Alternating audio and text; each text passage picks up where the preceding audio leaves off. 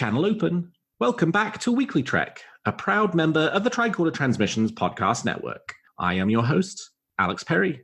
What's today's date? The date.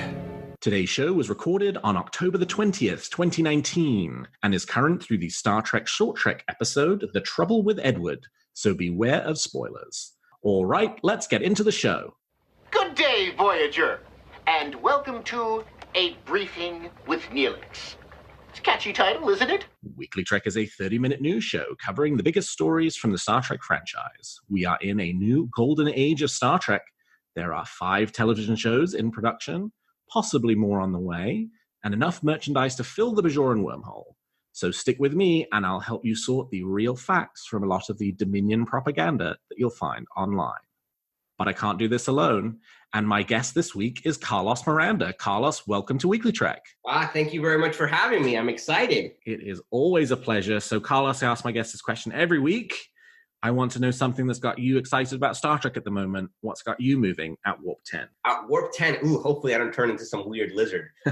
Let's see. I was thinking about this earlier because in preparation for the show, and the time that we're currently living in as Trekkies, as Star Trek fans, really reminds me of like the summer, early autumn of 1994, right? Because, so I was like 12 or 13, and I remember, obviously, we didn't really have the internet. There weren't a bunch of like Star Trek geeks doing podcasts or anything like this. So I got all of my Star Trek news from the Star Trek magazine, right, and the official fan club. And I was thinking the other day of how excited I used to get. Like, I was always a super excited Trekkie, but like at that time in particular, because season 2 of Deep Space Nine had just ended, TNG had just ended its run. But we were like in the summer, season 3 of DS9 was about to start, and we were about to learn more about the Dominion. Generations was going to come out that Thanksgiving, and Voyager was going to premiere in January. There was just so much Trek, but in the most wonderful sort of way. And it was like at the height of the 90s when there was a Star Trek convention somewhere, every other day type of thing. And so like what's getting me excited is the fact that I feel like the anticipation is getting to a fever pitch. The Picard trailer that came out a couple of weeks ago. We have season 3 of Discovery, which like my excitement for Picard had overshadowed everything that I was thinking about Discovery until we got all the Discovery news of like what season 3 was going to be about and where it was taking place, and the idea that the Federation is no longer the Federation as we know it. And so it's like I feel like the Star Trek anticipation plus the animated shows, not just Lower Decks, but the other mystery one and the Section 31 show and everything else that's happening. What's getting me excited is that feeling of like amazing anticipation, which is so much fun as a fan, especially when you like have geeky love for something. It's just great. And I'm really reminded, I'm 37 now. I'm really reminded of like basically 25 years ago of what it was like for 12-year-old me and 37-year-old me, like experiencing this like absolute joy of anticipation of what's to come. We're in a really special period right now in which, and in the last kind of 5 years, the only sort of similar thing we've experienced was the lead up to the premiere of Discovery in 2017, when we were going from no Star Trek to having Star Trek back again. But, we are about to transition from what was effectively kind of phase 1 of this new sort of resurgence of the franchise to phase 2. Phase 1 being you get one show, right? It's Discovery. You like the show, you don't like the show, you watch the show, show's on, show's off the air. It's going to be a year in between seasons. And now we're about to transition back into, in just the same way as around the time you were talking about, transitioning from, you just had the Next Generation. I mean, Deep Space Nine had premiered a year or two before, but prior to that, it had just been TNG. But now you were pivoting towards this potentially limitless future, right? Because it's not just one show, it's not just 2 shows, it's 3 shows, and it's a movie. And then, who knows what comes after that? We're in that sort of who knows what comes after that phase now, where none of this future stuff is quite real. I mean, we know it's real because we know it's coming, but it's not here yet. And so we also don't necessarily kind of know what it is, just in the same way that you didn't know what Voyager was. And it's really exciting. And as much as I want January the 23rd to get here as quickly as possible, I'm also enjoying that twilight time in between. We're going to have 30 3 weeks of Star Trek next year, almost certainly, with Discovery at 13, with Picard at 10, and with Lower Decks at 10. And so that's going to be huge, and it's going to be a lot, and it's going to be amazing. And I can't wait for it, but I want to enjoy this kind of period leading up to it too. I think that's a really great thing to be feeling good about. No, I couldn't agree with you more. I mean, I remember, not knowing. I remember when the first Generations teaser trailer came out, and they had a handful of shots from the movie, but all the special effects shots were were mostly a combination of shots from Deep Space Nine and Next Generation, like special effects.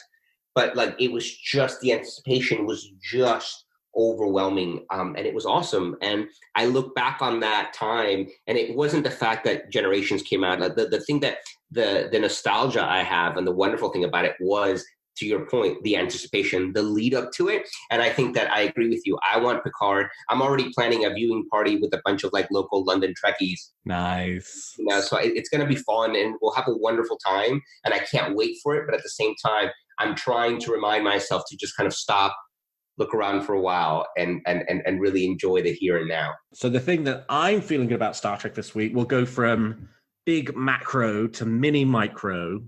Mine's a really small thing.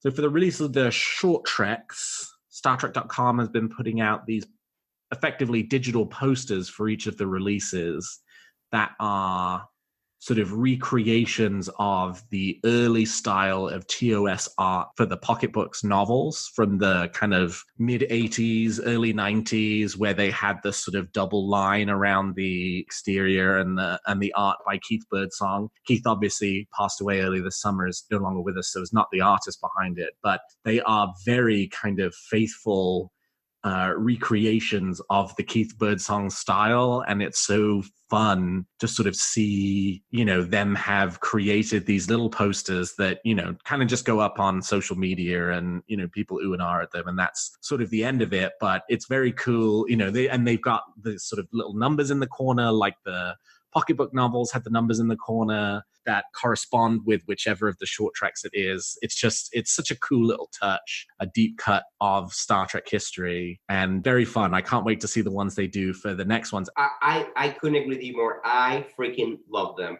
I think they're such an awesome throwback. I remember as a kid begging my mom to take me to the Barnes and Nobles or whatever big bookstore there was around. And I would go, and I wouldn't necessarily buy them all, but I used to get such joy out of going to the sci-fi section and just picking up those pocketbooks and just reading all the paperbacks and reading the back of them. And it's such if you're a new fan that doesn't necessarily know those books, they're empirically very nice posters. They look great. Mm-hmm. But if you, and they're wonderful, but if you are that fan, and you appreciate those kind of those old pocketbooks, and you remember them, and you have them, and you I can close my eyes and almost remember what they smell like. You know what I mean? It's such a cool throwback, and it's that extra wink to kind of fans of a certain, from a certain era. And I think it's wonderful and so nicely done. It is amazing. All right. Well, with that, let's turn to the week's top stories. There's a war going on, and I'm a reporter. So our first story this week is a sneaky one coming out of New York Comic Con, and a detail that pretty much everybody seems to have missed. First caught by TrekCore, then picked up for a number of stories across the internet, including by comicbook.com. It seems like, even though we've not had an official reveal of the combadge design for Star Trek Picard, we actually might have already gotten a look at it, and we might have been staring at it for 90 minutes, and nobody realized that that's what we were looking at.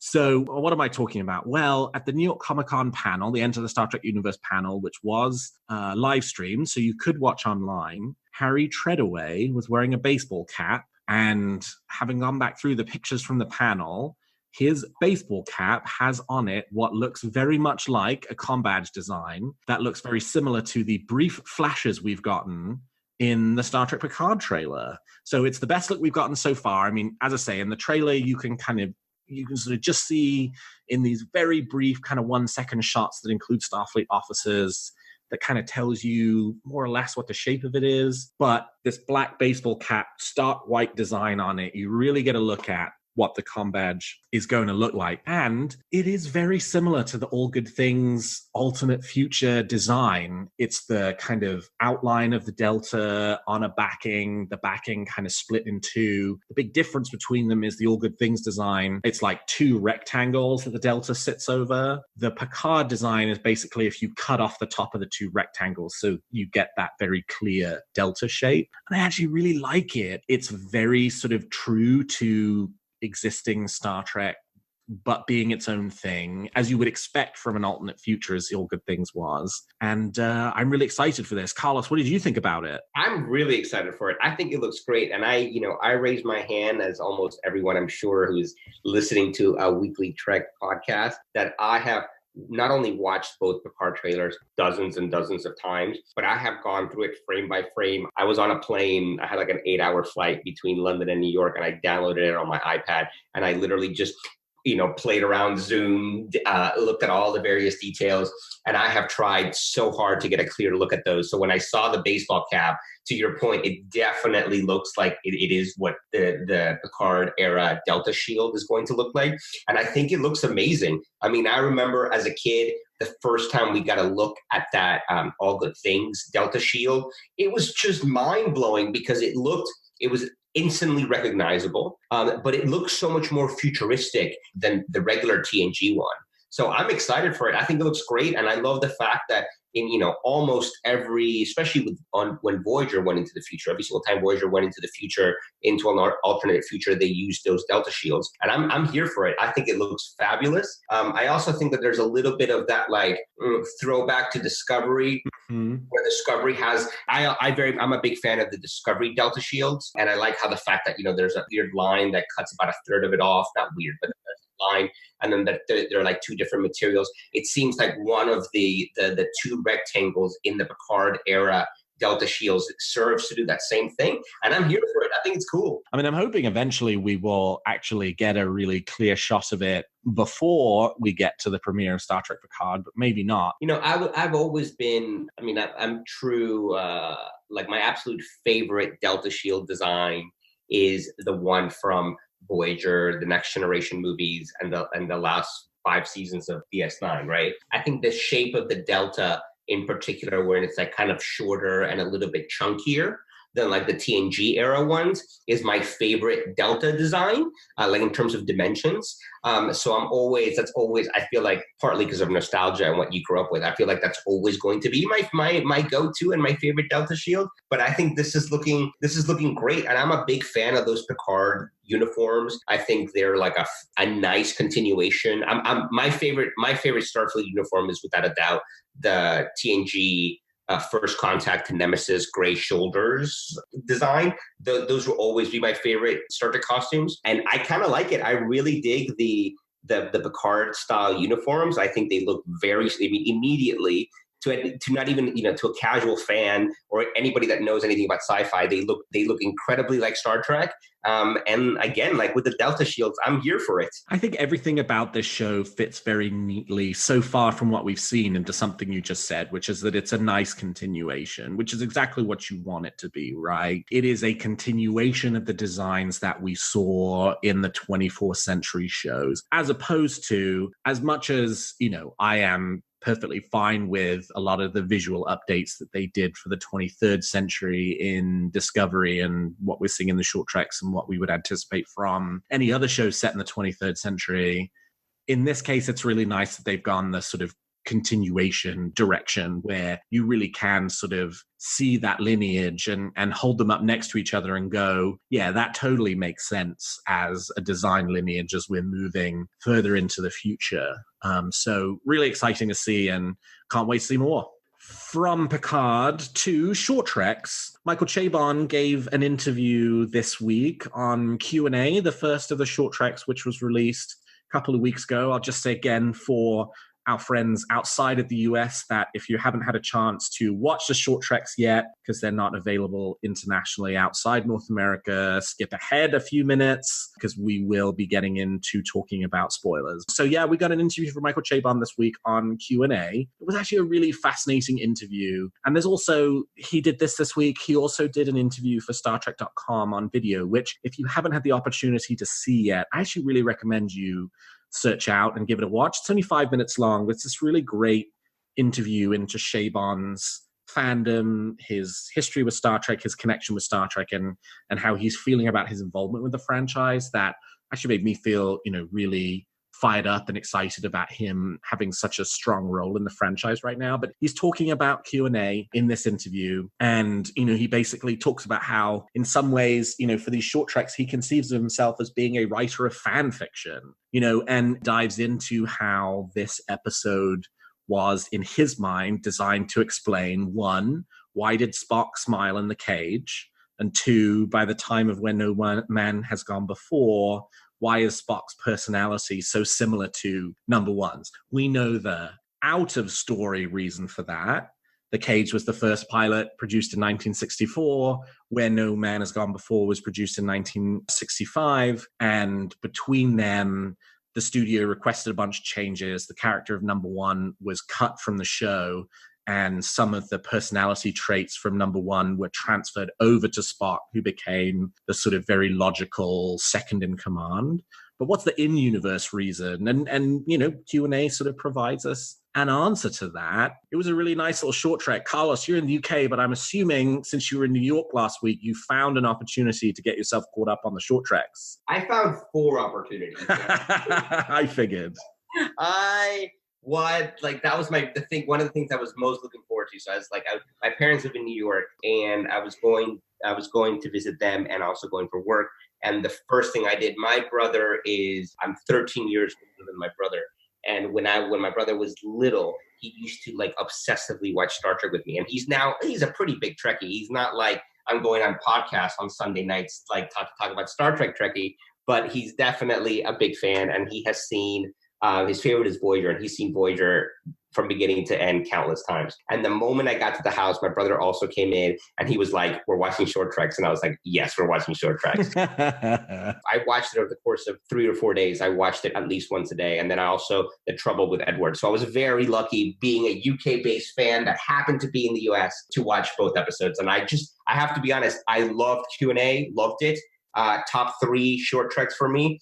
And I know it's a little bit like Marmite, you either hate it or you love it. I thought The Trouble with Edward was my favorite short trek. So we can talk about that in a minute. Can we just appreciate for 1 second, whatever is happening at StarTrek.com for the better, I am a huge fan of. I feel like over the course of the last year, they are throwing money at StarTrek.com, and it shows.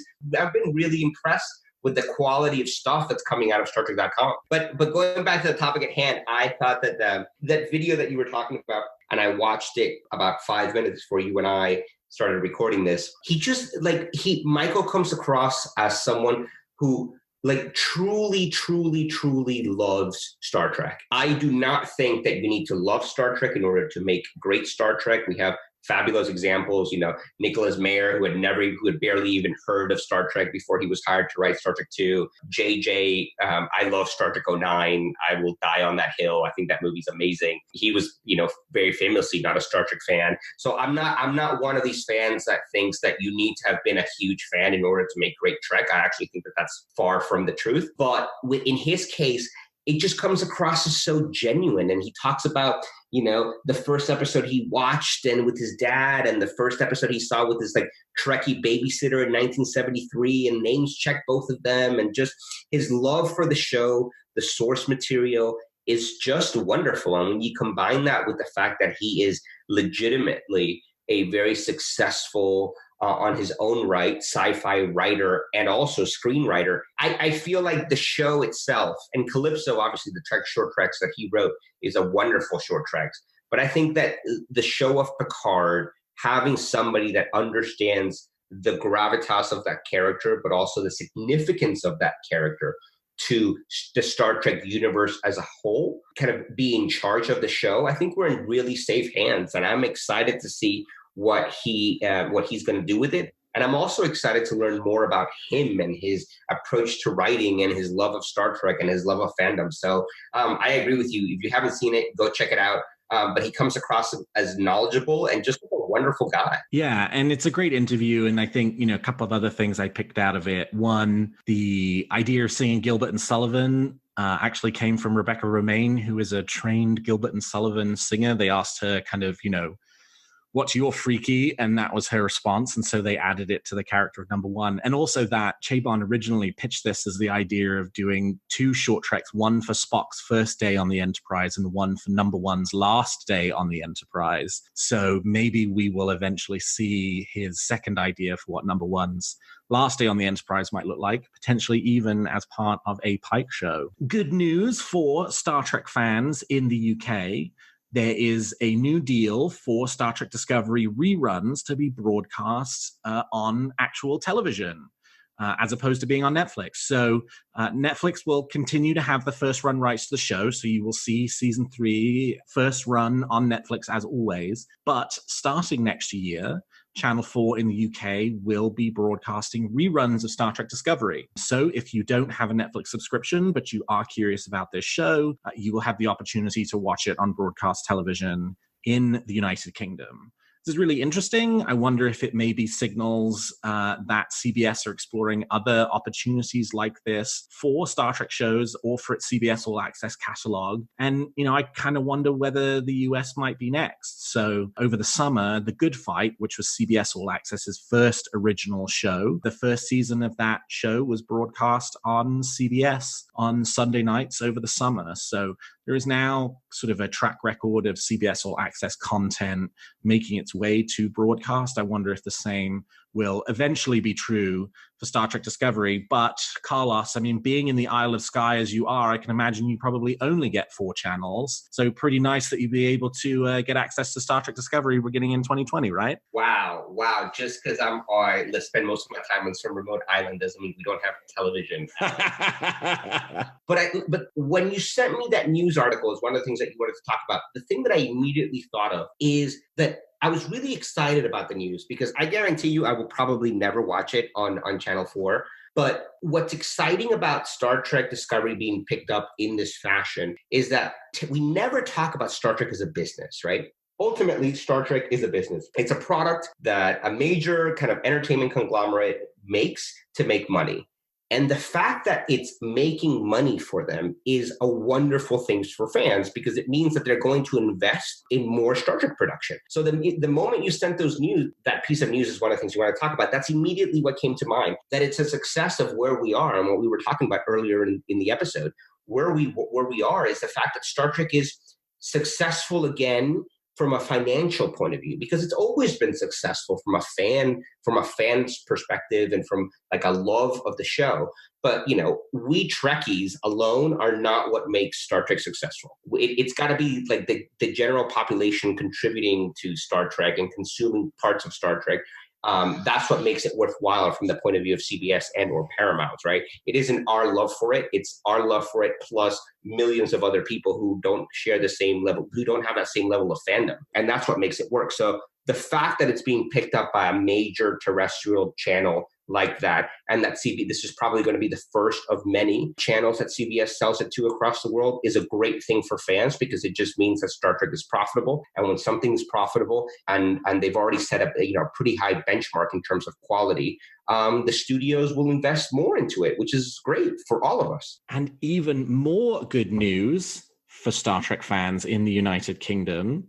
Sir Patrick Stewart will be returning to Destination Star Trek, the major Star Trek convention that takes place in the UK every year. Sir Patrick will be appearing next Saturday, October the 26th. This will be his first appearance at Destination Star Trek since 2014, and actually his first Star Trek convention appearance since his surprise appearance on stage at STLV in the summer of 2018 to announce that Star Trek Picard would be taking place at all, and only his third convention appearance talking specifically about Star Trek Picard since the show was announced. So, we've seen him at San Diego Comic-Con, we've seen him at New York Comic-Con, both of those are very kind of big, controlled presences in which there is not a huge amount of fan interaction, not a huge amount of fan questions, in which Patrick has been sharing the stage with, you know, multiple members of the cast, multiple members of the crew of Star Trek Picard. Well, next weekend at Destination Star Trek, he will be appearing by himself for a panel appearance. And so I'm hoping that maybe we will learn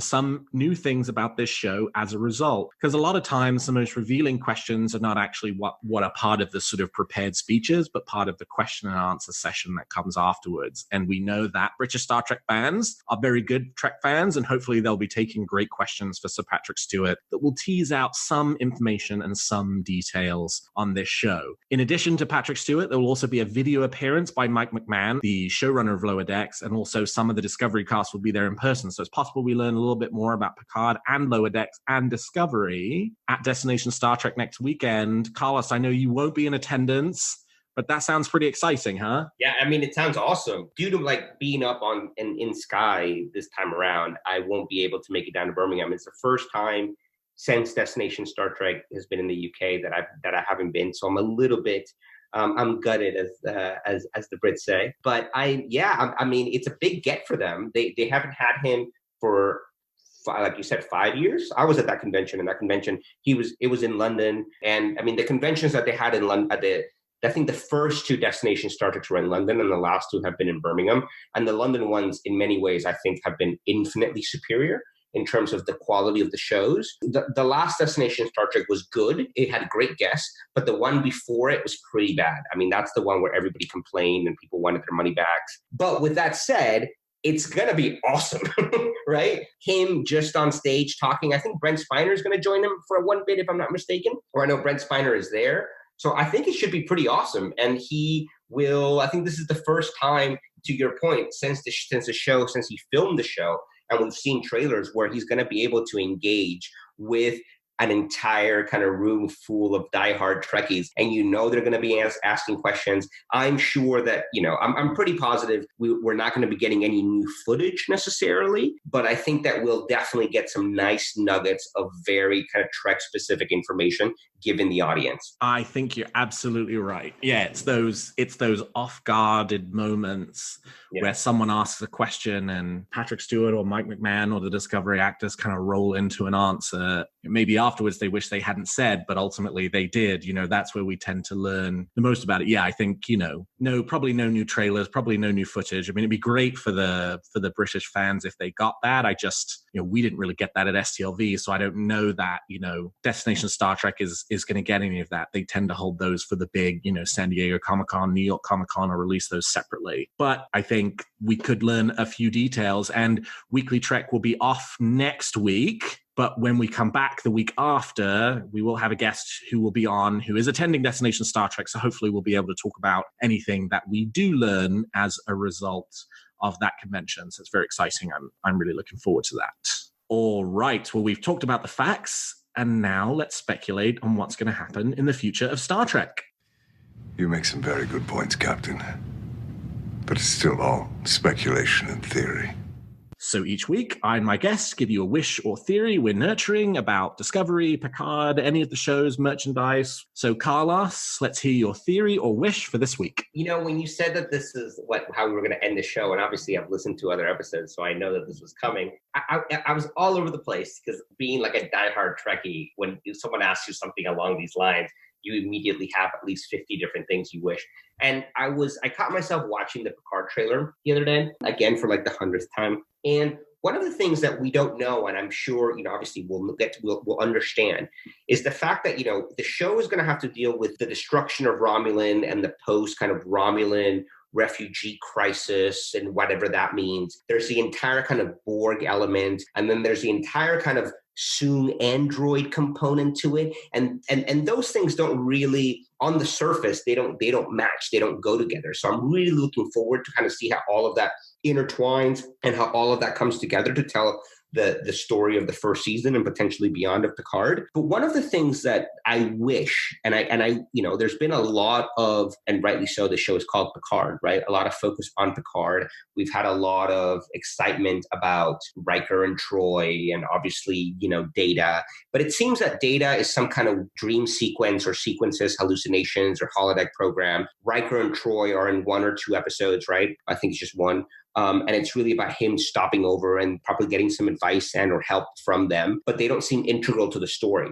So my wish is that it seems like 7 is actually part of the story, like really what propels the story forward, at least the Borg component to it. And my wish is really that the story that we get for 7 is going to be fleshed out in a wonderful way. I have a complicated history with Voyager. I love many elements of Voyager. I always think of like the wasted potential in other parts. But one thing that I consistently have always loved about Voyager is the character of 7. I think 7 is a Star Trek character for the ages. I think that she is, I think Jerry Ryan is a wonderful actress, and she brought so much depth. And, I used the word gravitas before, and I think she, in a completely different way, brought a lot of gravitas to the character of 7. And the idea of, if you think of any other character from a non-TNG series that could have a real meaningful relationship with Picard because of shared experiences, it was always going to be 7. So I love the fact that 7 is in the show. I think Jerry Ryan looks amazing. I love the fact that it's 20 years later. So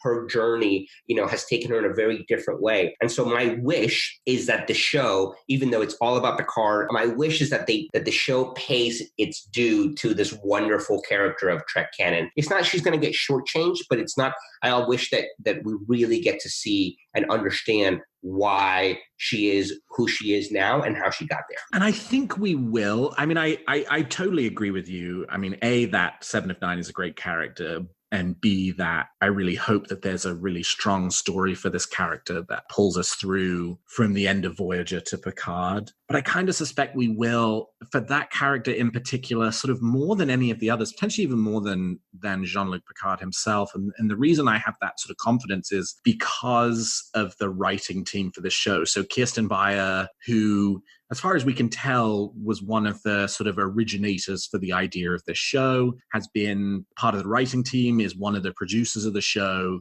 The reason she ended up in the Discovery writers' room before she hopped over to Picard was because of her experience writing Star Trek novels, specifically Star Trek Voyager novels that tell the story of what happened to that crew after the end of the show. And those are fabulous books that really dive deep into those characters, that really treat those characters with respect and gravitas. And so my hope is that that will carry through over to the 7 of 9 character as well. Yeah, I mean, I'm with you. I think that they will. But after my first wave of 50 potential answers, that's the one that really surfaced for me. And obviously that's part of the anticipation. Who knows what we're going to get, right? And I just want to make sure that so my wish is that that Kristen pulls it out of the bag with 7 and her backstory. Love it. I'm right there with you. So my wish for this week, also on the topic of Star Trek Picard, I think that's going to be a popular one as we're in the run-up to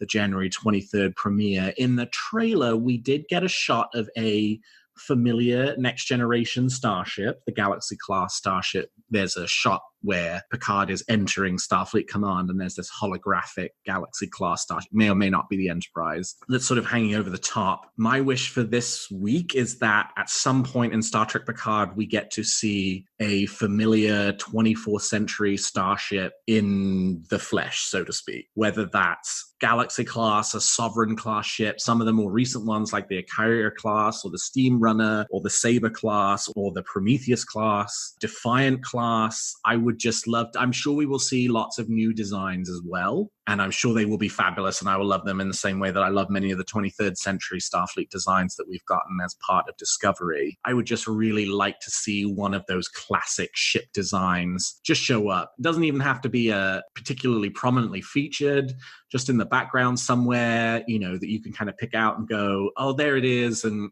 so what we were talking about earlier about the combadge, just to kind of continue that, establishing that nice continuation between what we've seen before and what's to come. I think I know the answer to this question, Carlos, but if you could pick one ship class from the previous Star Trek shows to appear in Picard, which would you pick? I mean, listen, I love the Galaxy class. You know, you named almost every single one of my favorite classes except for the Nebula. I want you to know. Nebula. I also missed Intrepid. Oh, here we go. It could just be we could turn the show all into about class. But I got to be honest. I think that the Sovereign. I would love to see a Sovereign class, because the Sovereign class. I remember when the first time you saw it, the Galaxy class will always be, I think, push comes to shove, my favorite design, just because of TNG and things like that. But I remember the first time we saw the Sovereign class, and the Sovereign class seems like such a technological leap forward from the Galaxy class. I gotta imagine that we have Sovereign classes running around still. And also, I think the behind the scenes team of John Eves and things like that, aren't they working on Picard? I believe so, yes. Yeah, so I think we're going to get, especially with DS9 Season 8, the proposed and the potential drawings of ships in that class, I think we're going to see these amazing, beautiful, late 21st century, early 25th century designs that are going to continue that legacy.